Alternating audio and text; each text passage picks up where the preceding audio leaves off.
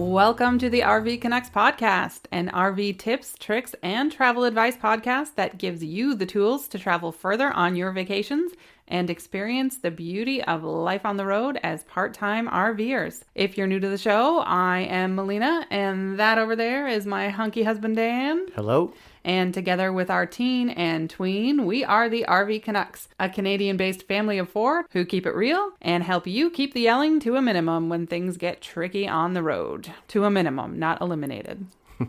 I think I have to qualify that. Yes, indeed. Welcome to the first episode of Season 2. So our first episode of Season 2, the start of a new year. I know that a lot of people are probably thinking about getting into RVing for the first time. Maybe they want to upgrade. Maybe they want to change what they want to do. But you start to think about it in the winter to get excited for the summer. And in a normal year, you would probably want to go to the RV show. But of course, COVID's probably not going to let you do that where you live. So we wanted to talk a little bit about the things you want to consider before you make a emotional purchase and spend a lot of money. Mm-hmm. Hopefully this will let you think a little bit more long term. As I kind of read through my notes and the things that I wanted to tell everybody, you can certainly rush out pretty quickly and you can put down your down payment and sign your contract and get yourself a trailer or get yourself an RV and be on the road pretty quickly. But I think that if this is not your first purchase and you're upgrading, I hope you would agree with me that maybe this is always an ongoing process so that you're not rushing into something and you've thought through things besides just picking up a new RV. I think probably one of the first things you need to decide is, do you want a motorhome, be that a Class A or a Class C? Do you want a travel trailer? And then there's a whole subset of travel trailer types, or do you want yourself a fifth wheel? And I think Melina and I find ourselves having regular debates about what our next big purchase would be, or what does retirement look like. All the time. I'm firmly in the motorhome group. I like the idea of the vehicle moving down the highway and driving along and somebody can go and use the washroom without me having to pull over, that we can make a sandwich on the go. And I don't think Melina agrees with me by the looks that I'm getting right now. No, I'm going to say he talks about the convenience of it, but the only thing he wants is a fresh sandwich. Let's be honest. I think it would make boondocking a little bit easier, but True. That's one consideration. Travel trailers comes in all kinds of layouts, all configurations, all different sizes. And then, of course, you've got fifth wheels. I think you lean towards a fifth wheel sometimes when you think about retirement and having maybe some extra luxurious items, but still being able to detach and go somewhere else. Mm-hmm. So I think with a motorhome, one thing you need to keep in mind is it's another motor that you have to take care of. So maybe you have two cars at your house. This is a third motor that's going to need another set of oil changes. It's going to need probably more money in tires than, say, a trailer, a bit more complicated braking system, all that kind of extra stuff you're going to have to prepare yourself for. Chances are you're probably going to want to tow a little vehicle behind it so that when you get somewhere you can scoot off and do day trips or do something else. You're not going to have just the motorhome, because if you have just the motorhome, if you need to get groceries or pick something up or you forgot something, everybody's got to load up and then you have to drive and get that with the motorhome. Another consideration too is if you're going, like when we talk about our next rig, we talk about retirement. We talk about how we're going to use it after retirement when we're traveling full time, or even just take road trips that are weeks long. You have to consider that if the motorhome breaks, that's your home. And if it's in the shop for a week, then number one, you want a second vehicle. And number two, you're going to have to budget for, the potential for hotel stays and stuff like that while your entire home and all of your belongings are in a shop being fixed, right? Now, that's not necessarily a detractor, but it is a consideration. With that being said, there were some pros to having a motorhome. Yeah. First of all, the motorhome probably lets you have a bigger living space with more luxuries, and it might actually let you bring more people. So if you have a large family, maybe more than 5 people, it might give you the option to bring your whole family and not have to take 2 vehicles if you want to do a trip, because of course, everybody needs a seatbelt. So there are some options to that. If you're going to boondock, it lets you be able to, if worst comes to worst, hop in the driver's seat and drive away from trouble and not have to get outside. You can probably incorporate a generator built in a little bit easier than just your average travel trailer. So there's lots of pros to having a motorhome, but maybe think that through. Mm-hmm. Travel trailers comes lots of different sizes, lots of different layouts. It means that you have a vehicle for day trips or to scoot off and get something that you forgot. But it also might mean that, if you're a typical family in North America, you probably have two vehicles, and one of those is your daily one. They're probably both daily drivers or vehicles that get driven on a regular basis, and you're probably going to have maybe a bit of a bigger vehicle than you normally would have. And then you have a fifth wheel. The thing to keep in mind with fifth wheels is they look amazing when you walk inside, and they're very attractive, but you're always going to have to own a pickup truck. So if you don't want a pickup truck, then a fifth wheel is probably Who doesn't want a pickup truck, Dan? There are people out there, maybe they don't want a pickup truck. I'm just saying. I'm a huge fan of fifth wheels because I love their layouts. I love the space. I love that you can walk in and you have these like super vaulted ceilings. Like, we're tall people, and I don't know, the luxury you can get from a fifth wheel. It's definitely my first choice, preference wise, because I think it allows a lot of extra room for like grandkids too. But you know, that's just my vote. Another thing to keep in mind with a fifth wheel, though, is you're going to lose your truck bed for storage. True.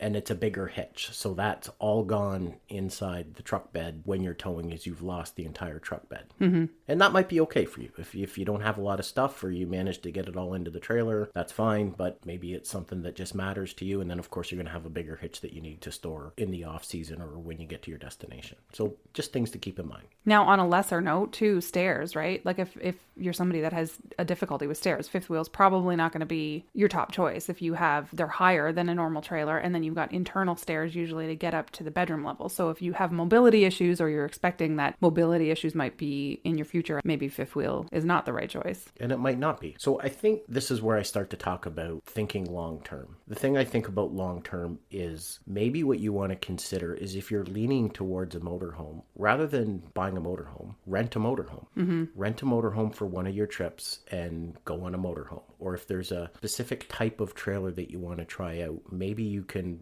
find that on one of the RV rental apps and rent that, or you can rent one from your local dealer and see if that's the kind of trailer that you want. And I think the other thing I would say is it might even give you the opportunity to tow something and see if you're comfortable with it. You might actually find that a longer trailer is not as intimidating to tow as you think it is. Or you might find that, hey, I don't want a longer trailer, I want to go with a shorter trailer. So what I'm trying to say is that if you invest a few $1,000s in a rental, that might save you lots of money down the road, so that you can narrow down your choice about whether you want a motorhome, a fifth wheel, a travel trailer, a pop-up, a hybrid, all those kind of things. Try it out first before you spend all kinds of money and find yourself not happy. The next little tip I'd like to talk about is buy for service.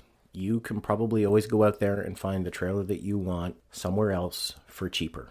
But I think that when you own a trailer, service matters. And dealers are going to service what they sell first before they service somebody else's stuff. So when you purchase that, think about 1 or 2 years down the road when I need to get something fixed or I need to get something upgraded. Will I be able to get it serviced here? And you might find that a large volume dealer doesn't focus on service. They focus on getting trailers out the door. And so maybe you would want to spend a little bit more money to buy something for service so that you have peace of mind and you don't need to wait 6 weeks for something to get fixed. Mm-hmm. At some point, you're going to have to change tires. Maybe you want to take it in to get winterized. Something is going to break, and you want to be able to take it back where you bought it and get it serviced, and a volume dealer might not do that for you. The other thing that you want to make sure is when you purchase that, are they going to give you a walkthrough of your trailer? Are they going to show you how everything works? And the first new trailer that we bought, we were there for 3 or 4 hours getting a walkthrough. Mm-hmm. If not longer, will they set the hitch up on the truck? Whereas other places are just going to say, hey, that's your trailer over there, hitch up, and off you go. And so if you're new and inexperienced to this, or maybe you've been around a while, it's always a good idea to maybe get that walkthrough. And I think you should think about that when you're selecting the dealer that you want to buy from.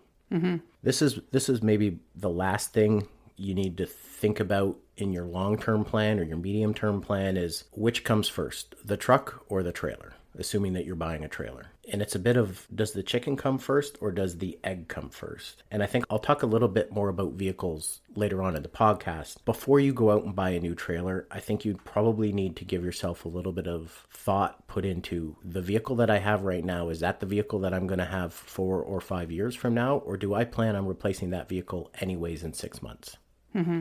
Because if you're going to replace that vehicle in 6 months, then maybe your best plan is to take a medium or a longer term view and replace that vehicle first and then go RV shopping, as opposed to buy a trailer and then a truck or vehicle to pull that trailer. So maybe just figure out how long you think you're going to have your vehicle that you have. A couple other things that you want to keep in mind when you go in and you finally have decided that, hey, I'm going to get a specific trailer or a fifth wheel, you have a money budget, and that money budget number is probably an easier number to come up with. Your next budget is your weight budget. What can you tow? You need to know what you can tow, and then you're going to have a length budget. What are you comfortable towing? Are you comfortable with 20 feet, 25 feet, 30 feet? You should probably have a good idea of what those numbers are and what the implications of those numbers are. Because I think we found it really easy to stay within the money budget. It was harder to stay within the weight budget.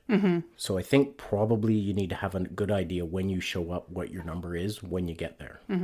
And this could be like an entire other episode, but the Coles Notes version, I will say, like, just Google how to determine how much weight you can tow, because it's more than just looking at the sticker on the side of the trailer that says this trailer's dry weight is 6,400 pounds. And you think, okay, oh yeah, sure, no problem. I'll add a couple 100 pounds in gear and we're good to go. There's a lot more to it, but there's a lot of very good reputable sites on the internet that will help you calculate your actual weight in terms of payload, in terms of hitch weight, in terms of all kinds of other aspects, you know, whether you're traveling with full water tanks or not. So make sure you understand what goes in to how much you can pull before you even start looking, because that is going to be the biggest hurdle is knowing that true number before you start looking, because you will get sidelined by beautiful looking things that you'll end up with disappointment over because you can't actually tow it, even though the sticker on the side of the trailer says you can. And absolutely, the person who's selling it is probably going to be more favorable that you can tow whatever you show up to buy that trailer, and they're going to tell you can tow it. Yeah. So maybe you just need to have some independent research and opinions done before you show up so that you can narrow down your pool of what you want to look at. For sure. So the next big thing I would say is you need to think about whether you want to buy new or you want to buy used. Maybe when you do a little bit of research, and this is what kind of our first new trailer experience was. We were upgrading from a pop-up camper to a proper travel trailer, and when we showed up we realized that it was only a few $1,000s more to just buy a new trailer. And so maybe that's a better choice, is to just buy an outright new trailer, because that means it comes with, you know, who's used it, or the fact that nobody's used it, you know that it still comes with warranty, all those kind of things. There's no hidden history to it. So that's one thing to consider, especially if the used trailer that you're looking at is only a couple of years old. With that being said, if you can find a used trailer and it's the right dollar value for you and you're just going to drive it until it's at the end of its life cycle and that's it, you're not too concerned about it, then maybe a used trailer is right for you, or maybe a used trailer is a good way to just put a little bit of money on the table, see if this is something that you really like before you get too deep into it. So there's no right or wrong way. There's just considerations about which way you want to head. I think one thing you have to consider is trailers are fairly maintenance heavy, right? And if you are buying it from somebody, a used unit outside of a dealer, you're going to encounter owners who don't go up and check their caulking, you know, twice a year and recaulk the trailer. And if it's got a slide out, they put the lube on the slide to make sure that everything's working properly. Like you will encounter owners like that who just want to offload it. So knowing what to look for when you're buying used as well, things like soft spots on the floor and water stains around windows and skylights and things like that. But even a used trailer is still a fair amount of money, depending on the year and the length that you're going for. So even throwing down a couple of $100s to have an RV inspector come inspect it is not a bad idea, so that you're confident that when you hit the road, you're not stopping 200 miles later because something's catastrophically gone wrong. And maybe just ask, why is the person selling it? And maybe you're not going to get an honest answer, but maybe you will, from the history that they give you, deduce that they haven't owned it that long. And sometimes that can be an indicator that, hey, we bought it, there's something wrong with it, we just want to get it out of our driveway and into somebody else's driveway pretty quickly if they haven't owned it that long, versus somebody who's owned it for 10 years and they're just at a different stage in their life. Right. But buyer beware. Just go into that knowing buyer beware. Let me give you a few considerations on tow vehicles and things to just ponder, and by no means do I have all the solutions and all the answers. I think right off the bat, if you're going out to buy a new vehicle, one of the things I always have heard said before, and I don't know who started this phrase, is buy for your next trailer, don't buy for your current trailer, which maybe means if you're planning on buying a bigger trailer, buy a bigger truck or a bigger tow vehicle. If you're going to pick out a new vehicle, good idea to get a tow package. The tow package is more than just the hitch. It's the connector. Depending on what you're ordering, it's bigger mirrors. And bigger mirrors is just one of those little things there. You don't ever have to mess with clip-on mirrors anymore. They adjust on the fly so much easier. Probably going to come with a brake controller. Might come with backup assist. It might come with an oil cooler, a heavier transmission. extra cooling capacity, the stuff that you don't see beyond the hitch. And those are the things that you want to think about. So maybe just go ahead and get the tow package. There's tons of new features that you can, it's really hard to keep up with. And I get so excited when I see new truck commercials because there's inverters built in that you can now run tools off the back, and, hitches that lower, and backup cameras and all kinds of little things like that you probably want to do a little bit of research and figure out, is that something you want? But even if you have it, will that be compatible with the trailer that you have? Another thing I would think everybody maybe want to just keep in the back of your mind, if you're going to get a pickup truck, what size box are you going to get? Typically, you can get an 8-foot box, but chances are most people are going to settle on a 6.5-foot box or a 5'8" box. We have a 6.5-foot box. I'd say our family tends to pack a little heavy most of the time, and somehow, whether we're going camping or we're going to a hockey tournament or we're going anywhere on a day trip, we managed to fill the back of that box. True story. Plus, it helps me bring home antiques from wherever we visit. Where I'm going with this is not this vehicle has to tow what you're going to do your RVing in, but it also has to help you out the rest of the year, because inevitably it's probably going to be somebody's daily driver. And if you have a 6.5-foot box, know that getting in and out to pick up just a bag of milk like I had to do this morning was not just whipping into a parking spot. The turning radius is longer. You might not be able to get into that parking garage that you want to get into. All those little day-to-day things that you don't think about with a minivan, you maybe need to think about with 6.5-foot box versus a 5'8" box. There is a noticeable difference because I've driven both, and there isn't a right or a wrong way, but I think you just need to remember that you're going to have to use this beyond just towing your RV, and it's got to work with the rest of your life.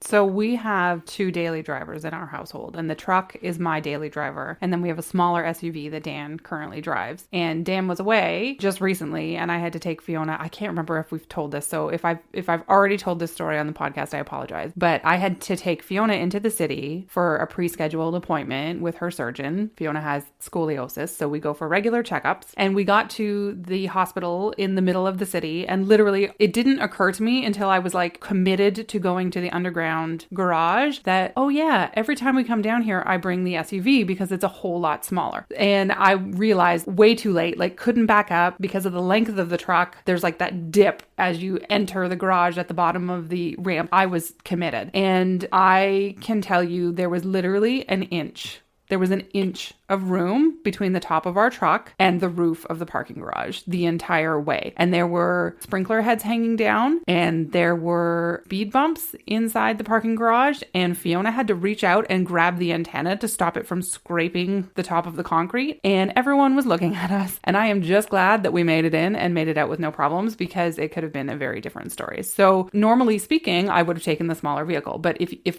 the larger vehicle is all you have, you need to think about the kinds of places you visit in your day-to-day life. Absolutely. And hey, we love that truck, and it's like traveling in business class on an airplane, but maybe the end of the trip is when you're trying to get into a parking spot is trouble. And like Melina said, one of my little tips is if I have the truck and I'm looking at a parking garage and whether or not I'm going to go in, I look to see if my truck's in there already. Because chances are, if there's an F-150 in there or a Dodge Ram in there, you can get in there.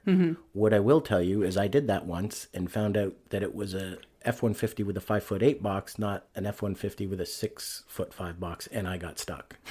I literally got stuck because it wouldn't make the turning radius, and I had to get 5 cars to back up and let me out. So just keep that in mind, that it's really got to work for you. Now, you could also, maybe you're not a pickup truck person, and that's cool too. Maybe you want to get a Suburban or a Tahoe or a Ford Excursion or an Explorer or something like that. You can get an SUV, you can get a minivan, you can even tow with a car. But what I would say is do your research on, can those vehicles tow? What can they tow? Because they're all built a little bit differently, and you want to make sure, A, it's going to work with your life, and B, that you're going to be able to tow no matter what you're doing. I feel like, just out of an abundance of caution, my own personal opinion is to give myself wiggle room. If I need something that tows 7,500 pounds, I kind of just naturally feel like I'd like to be able to tow 11,000 pounds. Give yourself a little bit of wiggle room so that you don't need to worry about that kind of thing. Let me tell you a story about a kitchen island. A beautiful kitchen island with granite countertops with pendant lights hanging over it in the most gorgeous trailer we'd ever seen. And it was like a couple 100 pounds over our towing limit. We did what we're advising you kind of not to do. We purchased our current trailer with our old truck George, who was a a 2000 GMC Sierra. We didn't even have like a quad cab. It was like extended cab, tiny little 3-door, tiny little back seats. And we bought our trailer and it was like the max of what George could comfortably tow. However, he was getting so old that we knew we were going to have to replace him. And within a year of owning our current trailer, we upgraded to the F-150, which of course tows a whole lot more, and I could have got my beautiful kitchen island with like double slide outs, etc., etc. We've lived it, and I still ache for that gorgeous island, but I mean, I'm very happy with my trailer now. But there's a difference between the laminate countertops and corner kitchen that I have now versus this beautiful open concept. And that's probably a good thing to remind. If you have a 10-year-old pickup truck that towed 7,500 pounds 10 years ago, it probably doesn't tow 7,500 pounds now. It's wear and tear is going to reduce that number on you. So just keep that in the back of your mind. Another little tip I give you on, even if you're going to purchase a trailer, this works too. Bring your kids at least once to see the trailer. 100%. Because if you can take your kids and lay them down on a bed, you'll know if your kids are going to fit. You're going to know how long that bed will last them by actually just laying them down. Yeah. So that's one tip. The other tip, and we did this with the truck, is we found a non-pressure dealer, a Ford and a GM dealer, actually. We did this kind of 2 different times. Yeah.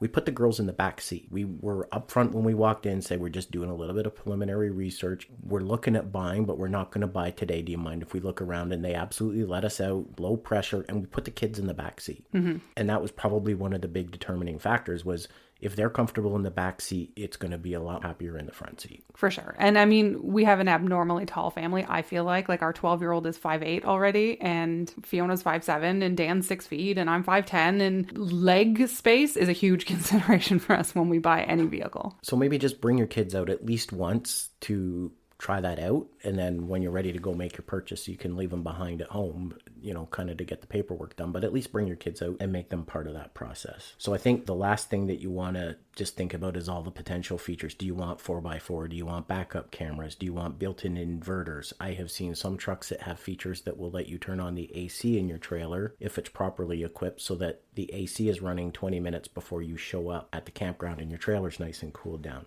Do you need backup assist? Make sure it works Monday to Thursday so that, you can enjoy it properly on Friday afternoon, Saturday, and Sunday. Let me offer a couple other tips about trailers. Let's just jump backward. And this goes with fifth wheels, RVs, motorhomes. Manage your expectations around a spring delivery in Canada.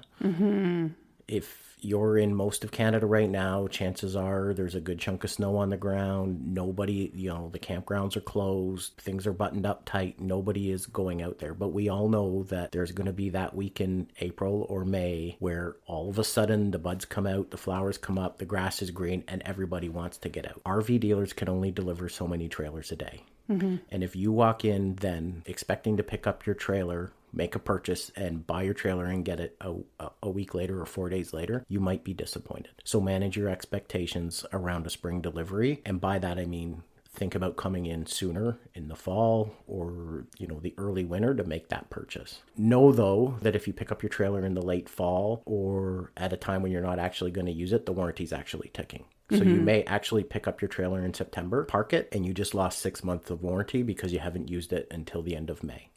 So know that your warranty will start ticking the minute that you pick up your trailer. Ordering a trailer is not like ordering a car. Yes, dealers can order RVs 12 months of the year, but generally speaking, they order twice a year. They make 2 big purchases. Yes, RVs are made 12 months of the year, but the dealer and the manufacturer are kind of guessing what is going to be the popular model that year, and that's what they order.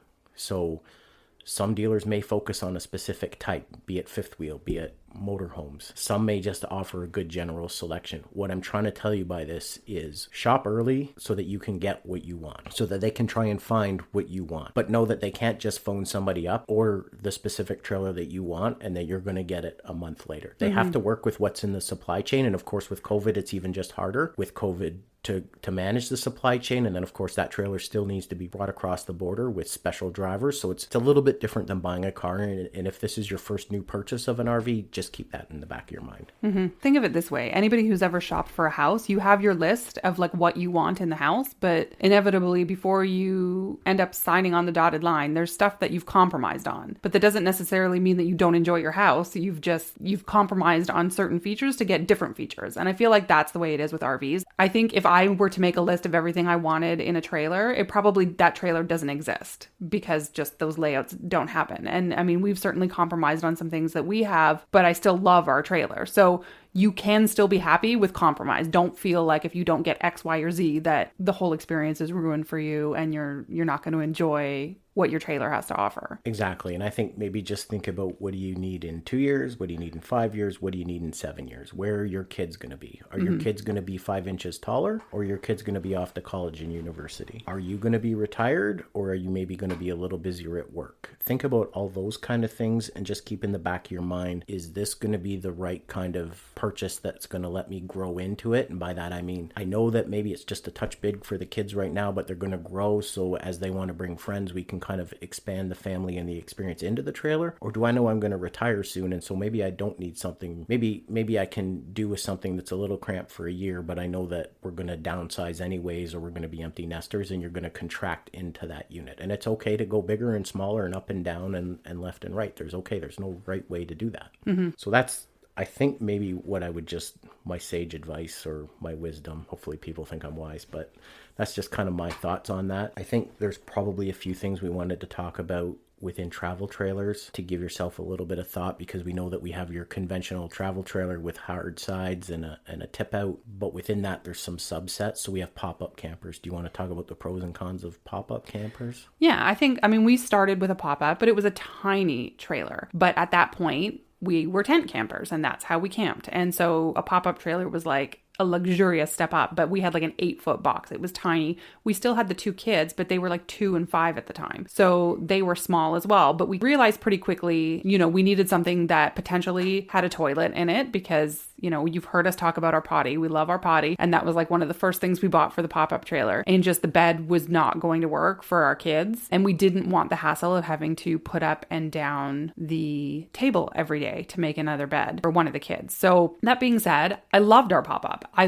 love tent camping. Like, I love it. I love it, love it, love it. I love, the sound of rain on canvas. I think it's great. And you still get that feeling. You may not have air conditioning, but we had little fans that were in the ceiling of the bunks, and you could just open up all of the windows and you would always get a cross breeze. Like, so there's some really great benefits to opening a pop-up. You really feel closer to nature, but up off the ground. We had a little furnace in ours, so it was nice when it got cooler to keep you warm. It's a really simple way to camp. There's not a lot of like gizmos and gadgets to go wrong, but we live in Ontario. It rains a lot in Ontario. So we were stuck with the problem of packing up in the rain constantly, coming home, and then you have to jack the whole thing up. You can't just empty it and leave it because everything will mold. So we would have to jack it up, set it up, wait for it to stop raining. Then we would hope that we would get enough days between rain for it to dry so that we could fold it back up while it was dry before it rained again. So that was like a really arduous process for us because we had small kids and we were only doing weekend trips. And I would say probably our trip to Pancake Bay changed the landscape for us, because that was our first big road trip, and we kind of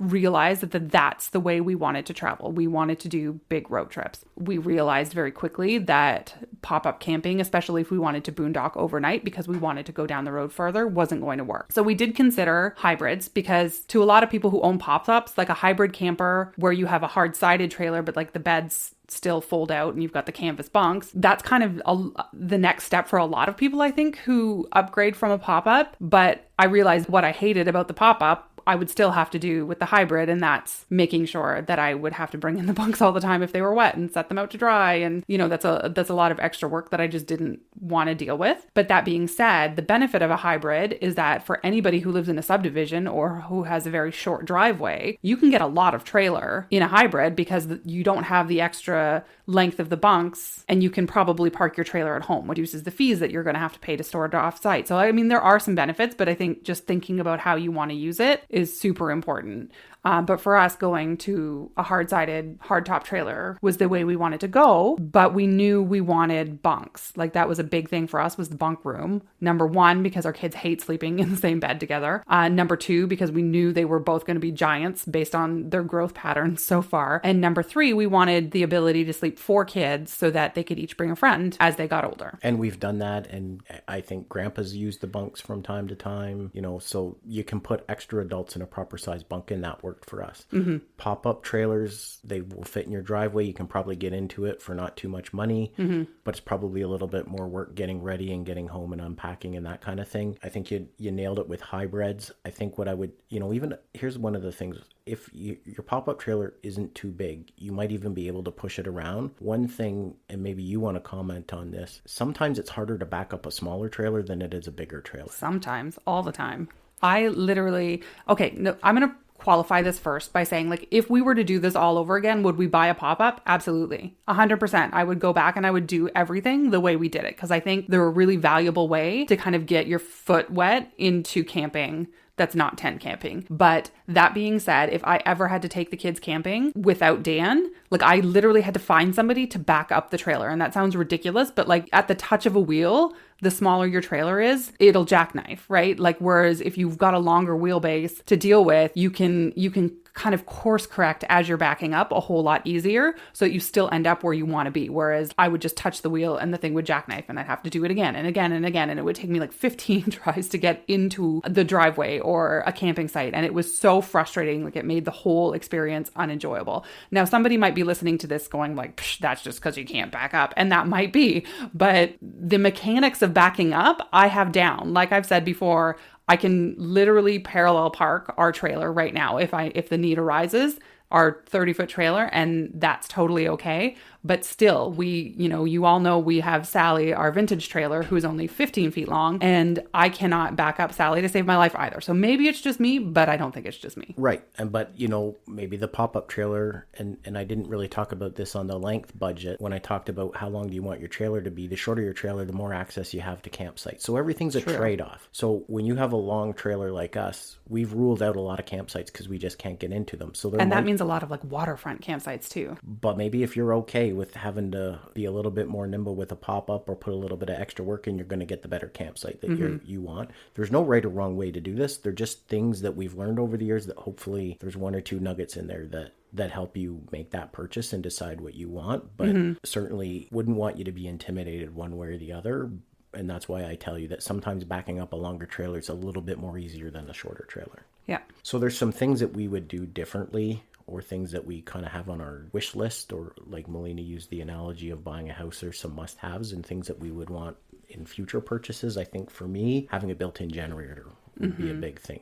Something with a built-in generator so we can fire that up when we're boondocking or camping off the grid would be really cool, and something I kind of look forward to. That's my must-have. And I would say for me, just knowing what I know about the road trips we take, and we had the option of this feature and we declined it when we bought our trailer. And number one, that was to get the bunk space and a larger shower, was the fact that we lost a direct door access to the bathroom, which we thought wouldn't be such a big deal. However, based on the roads we found ourselves on, how long we tend to travel in the day, sometimes somebody's got to go and you need to pull the trailer over. And I shouldn't say sometimes, like, it happens a lot that we have to pull the trailer over because somebody just has to use the bathroom. But unfortunately, to get to our bathroom, you have to put out the slide. So I would say that would be top of my list for sure. Yep. I think one thing I'd really like, and one thing I envy, is people who have ladders up under their roof. Ladder or no ladder, a lot of trailers have rubber roofs. Those roofs need to be cleaned. Seals need to be checked. Having a ladder to get up there is a lot easier than me having to get the step ladder and do that in the driveway and move things around.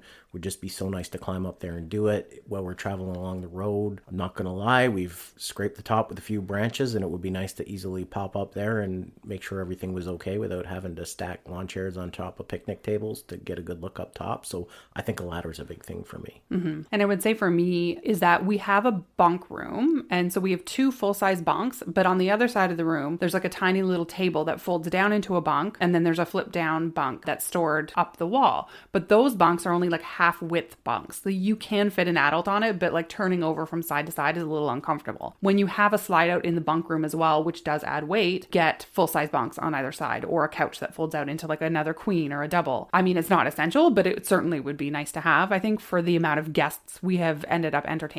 These are things we already have, but they're keepers for me. Power awning, power jack. Big thing for me. Jacking up and down with the hitch system that we have is so much easier, smoother. That's a big thing for me.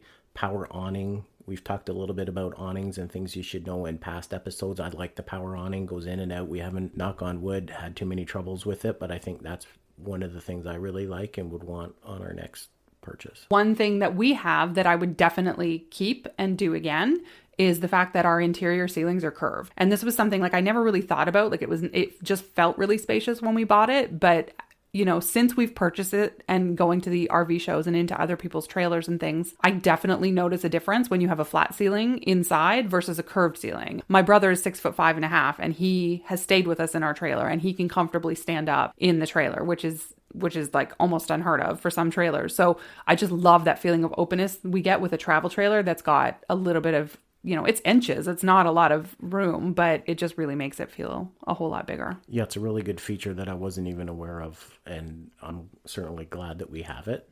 I think I would also take a look at the configuration of your outdoor kitchen if that's something that comes with your trailer. There's some that are quite tall with cabinets on the outside. Generally speaking, that will cut into the bunk space. Yeah.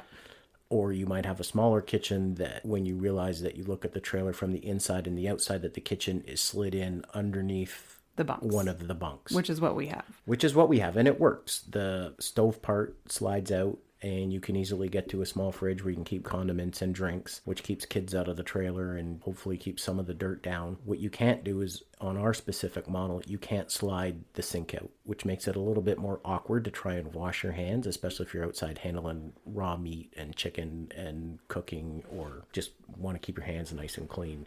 It's a little bit more awkward to try and get that done. And if you listen to our episode on like our 5 favorite cast iron recipes that we did in December, we do all of our cooking outside. Like it's very, very, very rare that we use the indoor kitchen. So the ability to have things like our plates and our cutlery and our cooking supplies outside in that outdoor kitchen with like a larger kitchen that's got some cupboard space and our coffee maker and things like that would be so fantastic. Like I said, not essential. We get along just fine and it works great. But having that now, I realize like, yeah, that really fits with the way that we like to camp. Right. And I think this is about compromises, and you're going to have to compromise along the way. You're not going to get everything that you want. So figure out what are your must-haves? What do you need 80% of the time to make your family happy? Have that on your list, and then just think about some of these other things and don't be afraid to ask questions. Maybe my last thing, I seem to have this obsession with power, whether it's in the truck or the trailer or a generator, is a solar connection. I notice that comes with a lot of trailers. Yeah, that would be nowadays, awesome. And I think that would be really happy, just either to keep batteries charged up or camp off the grid, stuff like that. And I think using some of these tips and just knowing what's available, like I said earlier, like if I made a list of everything I wanted, that trailer doesn't exist. And I know that.